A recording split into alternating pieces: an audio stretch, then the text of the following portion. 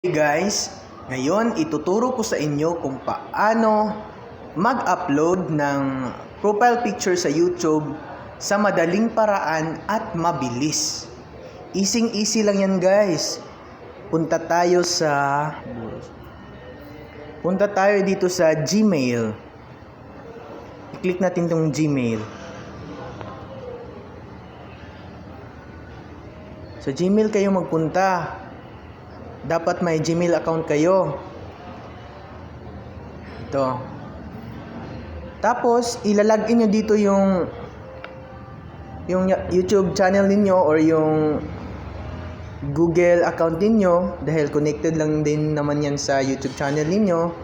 Kagaya nito. Yan, marami akong account na ginawa noon kasi nag-discover ako kung paano gawin.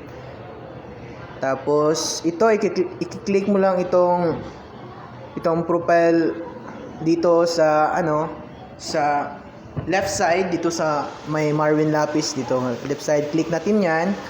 Tapos lalabas ang ganito. Easy lang, i-click mo lang itong change.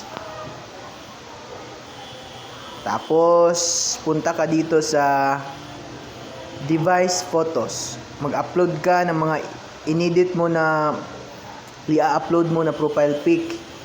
Diyan mamimili ka lang. Wait natin. Ito, gaya nito, mga inedit ko na ito. Yan guys. Simpleng click mo lang ng ganon, yan. Lalabas na, tapos save as profile picture. Pagkatapos niyan, maglo-loading ng konti lang naman. Tapos, yun. Tapos na. Meron ka ng profile picture sa YouTube mo. Ganun lang. Mabilis lang naman. Easy lang. Okay, yun lang po guys. Sana may natutunan kayo.